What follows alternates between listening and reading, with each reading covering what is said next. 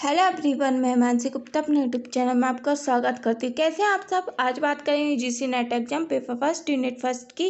English में बोलते हैं टीचिंग एप्टीट्यूड, हिंदी में बोलते हैं शिक्षण अभिव्यक्ति। चलिए वीडियो को स्टार्ट करते हैं।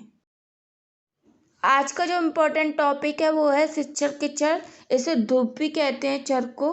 दोनों एक ही बात है, अलग अलग बात नहीं है। शिक्षण वातावरण में मुख्य 3 प्रकार के चर माने जाते हैं जो एक दूसरे को प्रभावित करते हैं और एक दूसरे से प्रभावित होते हैं।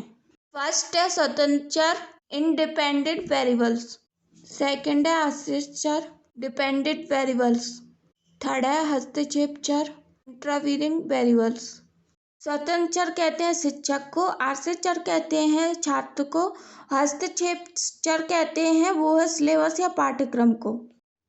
स्वतंत्र चर शिक्षण प्रक्रिया में शिक्षक स्वतंत्र चर के रूप में कार्य करता है। वह छात्रों को यथासंभव पूर्ण अधिगम अनुभव लर्निंग एक्सपीरियंस प्रदान करने के लिए विभिन्न प्रकार के कार्य और गतिविधियों में व्यस्त रहता है।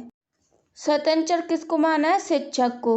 शिक्षण प्रक्रिया में शिक्षक स्वतंत्र चर के रूप में कार्य करता है। वह छात्रों को पूर्ण अधिगम अनुभव के द्वारा यानी लर्निंग एक्सपीरियंस के द्वारा विभिन्न प्रकार के कार्यों और गतिविधियों में बिजी रखता है।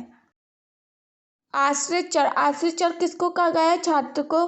छात्र किस पर निर्भर रहता है? शिक्षक पर। इसमें छात्र आश्रित चर माना जाता है, वह अपने शिक्षक पर निर्भर रहता है। इसको शिक्षण प्रक्रिया में शिक्षक द्वारा निर्धारित सभी क्रियाएं, शिक्षक जो भी क्रियाएं कराएगा वो छात्र को करना पड़ेगा, वो उस पर निर्भर रहता है। नियोजन व्यवस्था प्रस्तुतिकरण के अनुसार कार्य करना पड़ता है। जो भी उनकी टीचर की प्लानिंग होगी, व्यवस्था होगी, प्रस्तुतिकरण यानी कंप्यूटर के द्वारा पढ़ाएगा, प्रोजेक्ट के द्वारा पढ़ाएगा, जो भी, तो उसके अनुसार काम करना पड़ता है छात्र को। थर्ड है हस्तक्षेप चर। इसे पाठ्यक्रम भी कहा जाता है। शिक्षण प्रक्रिया में पाठ्य वस्तु मतलब सिलेबस, शिक्षण विधियां मतलब विभिन्न प्रकार की विधियां होती हैं, जैसे चार्ट के द्वारा समझाना चाहता है टीचर, या पत्रिका के द्वारा, फ्लैश कार्ड के द्वारा, ग्राफ, या फिर टैप रिकॉर्डर के द्वारा, रेडियो के द्वारा, समाचार, टेलीविजन, बोर्ड पर विभिन्न प्रकार की विधियां होती हैं। टीचर कैसे समझाना चाहता है। शिक्षण युक्तियां तथा शिक्षण व्यूज रचना आदि हस्तक्षेप चर के वर्ग में आते हैं। यह संकुचित में आते हैं। संकुचित मतलब जो केवल स्कूल में या कॉलेज में सिखाया जाता है। सामाजिक परिवेश में कई और चर भी हस्तक्षेप चर का कार्य करते हैं। सामाजिक परिवेश मतलब एक तरह से व्यापक रूप से जो समाज के द्वारा सीखते हैं वो हस्तक्षेप चर में भी कार्य करते हैं। यह सभी चर एक दूसरे पर निर्भर रहते हैं। मतलब छात्र किस पर निर्भर रहेगा? टीचर पर, सिलेबस पे।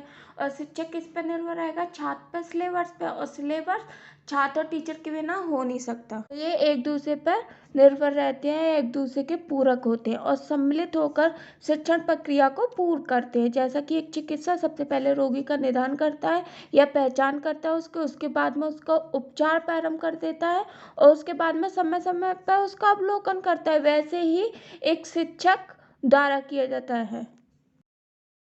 शिक्षण में चरों के विभिन्न कार्य। निम्नलिखित अनुसंधान में नेट की परीक्षा के अनुसार शिक्षण चरों के कार्यों का वर्णन किया गया है। कितने कार्य बताए गए हैं? टोटल 3 कार्य बताए गए हैं। निदानात्मक क्रिया, और सेकंड है उपचारात्मक क्रिया, और थर्ड है मूल्यांकन क्रिया।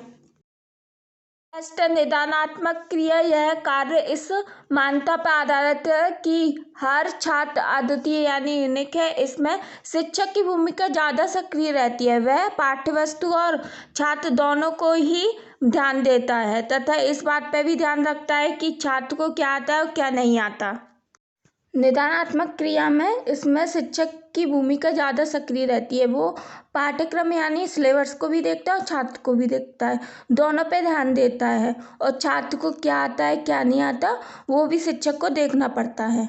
जिस प्रकार एक चिकित्सा सबसे पहले रोगी की निदान करता है, उसकी पहचान करता है बीमारी के बारे में, उसी प्रकार शिक्षक छात्र के बारे में जानना चाहता है कि वो पढ़ाई में कैसा है, अच्छा है कि नहीं है, क्या आता है उसे क्या नहीं आता है, ये सब शिक्षक देखता है। सेकंड है उपचारात्मक क्रिया। निदानात्मक दृष्टिकोण से छात्रों में कई कमियां शिक्षक के सामने आती हैं। उपचारात्मक क्रियाओं में यह देखा जाता है कि इन कमियों को कैसे दूर किया जाए तथा छात्रों में वांछित परिवर्तन लाने के लिए शिक्षण के उद्देश्यों को कैसे पूरा किया जाए। इसमें शिक्षा का अनुभव, पूर्व ज्ञान, छात्रों की प्रगति और उपलब्ध शिक्षण सहायक सामग्री इत्यादि महत्वपूर्ण भूमिका निभाते हैं।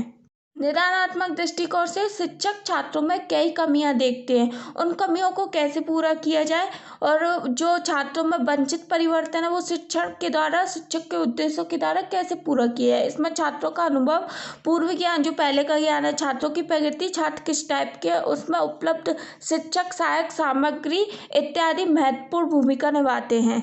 शिक्षक सहायक सामग्री छात्रों के लिए बहुत इंपॉर्टेंट होती है कि किसी को रेडियो के द्वारा समझ में आता है, किसी को टेप रिकॉर्डर के द्वारा समझ में आता है, किसी को चार्ट के द्वारा, किसी को मानचित्र के द्वारा, किसी को फिल्म के द्वारा, किसी को ग्राफ के द्वारा, चित्र के द्वारा, रेखा चित्र के द्वारा, पत्र के द्वारा, पत्रिका के द्वारा, फ्लैश कार्ड के द्वारा, समाचार, टेलीविजन, बोर्ड के द्वारा समझ में आता है। शिक्षक सहायक सामग्री छात्रों के लिए बहुत इंपॉर्टेंट है। थर्ड है मूल्यांकन क्रिया। इन क्रियाओं से यह जाना जाता है कि छात्रों के आचार व्यवहार में वांछित परिवर्तन आया है कि नहीं। शिक्षक छात्रों में समय समय पर अवलोकन करती रहती है कि छात्र में कोई परिवर्तन आया है कि नहीं, उसके आचार व्यवहार में, कौशल में, आदतों में, क्षमताओं में समय समय पर मूल्यांकन करती रहती हैं।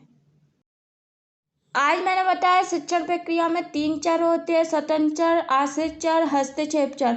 और फिर मैंने बताया शिक्षण के चरों के विभिन्न कार्य। जो फर्स्ट कार्य था वो निदानात्मक, सेकंड था उपचारात्मक, थर्ड था मूल्यांकन। ये फर्स्ट यूनिट का सबसे इम्पोर्टेंट क्वेश्चन है, इसमें से हर बार क्वेश्चन बनता ही है। चलिए मिलती हूँ मैं आपको नेक्स्ट वीडियो में। Thank you.